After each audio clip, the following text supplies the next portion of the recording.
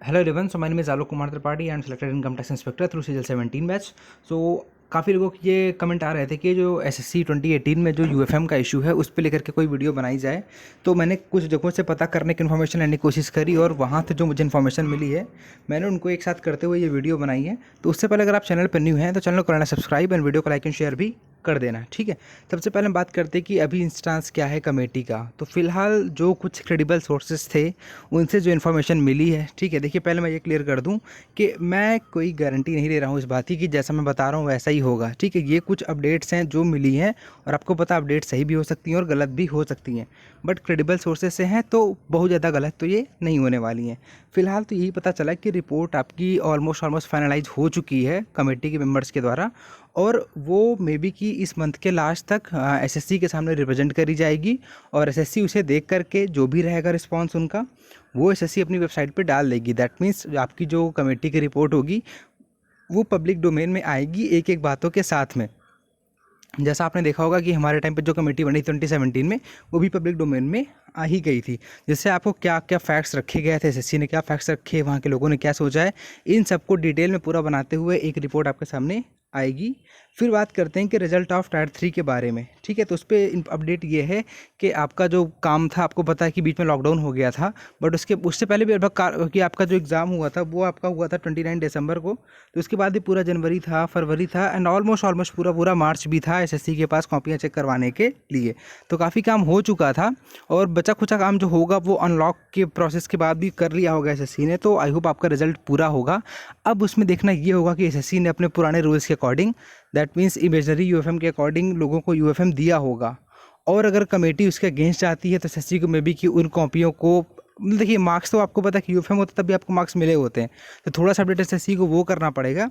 वो कोई बड़ा काम नहीं होगा, वो हो जाएगा. तो अगर चीज़ें इसी हिसाब से चलती हैं तो आप 15 अगस्त के पहले पहले अपना टायर 3 का रिजल्ट एक्सपेक्ट कर सकते हो, जो कि गुड न्यूज़ होगी. आई प्रे कि भगवान करे आपके साथ ऐसा ही हो, आपका रिजल्ट जल्दी से जल्दी मिले. काफ़ी लंबा इंतजार आप लोगों का हो चुका है, टायर 3 दिए हुए भी आपको लगभग 7 महीना हो चुका है. ठीक है, तो मैं समझ सकता हूँ कि आपके पास जो फीलिंग्स हैं, जो आपका जिस फेन के थ्रू आप गुजर रहे हो, हम भी वैसे गुजर करके आए हैं.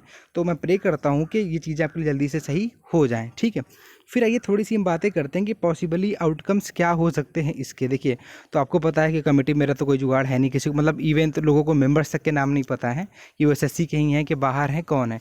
बट थोड़े बहुत एक्सपीरियंस से मैं आपके साथ कुछ चीज़ें शेयर कर सकता हूँ जो कि आपके काम आएंगी और आप भी कहीं ना कहीं इन चीज़ों को रिलेट करोगे. ठीक है, तो टोटली मेरी हैं. ठीक, यहाँ पे कोई मेरा कोई लिंकअप नहीं है कमेटी में. तो पहली बात तो मैं ये कहना चाहूँगा कि एसएससी कोई लिटिगेशन नहीं चाहेगा फिर से.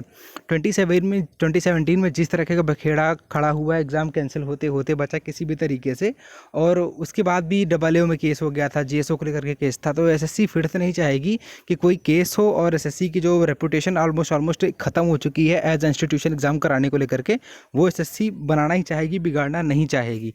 ठीक है, तो आई होप के जो कमेटी के लोग होंगे वो, दूसरी बात ये होती है कि कमेटी हमेशा, मतलब मोस्टली मैं ये नहीं करूँ कि कोई ये रामबाण है ऐसा ही होगा, बट ये चीज़ होती है कि कमेटी हमेशा ही स्टूडेंट्स का साथ लेती है, क्योंकि स्टूडेंट्स के नंबर ज़्यादा होता है, वो मतलब लार्जर बेनिफिट होता है सोसाइटी को लेकर के भी. आप देखोगे ओवरऑल डेवलपमेंट को भी लेकर के देखोगे तो अगर एक स्टूडेंट के साथ बुरा होता है तो वो पूरे एक समाज के साथ बुरी चीज़ हो जाती है.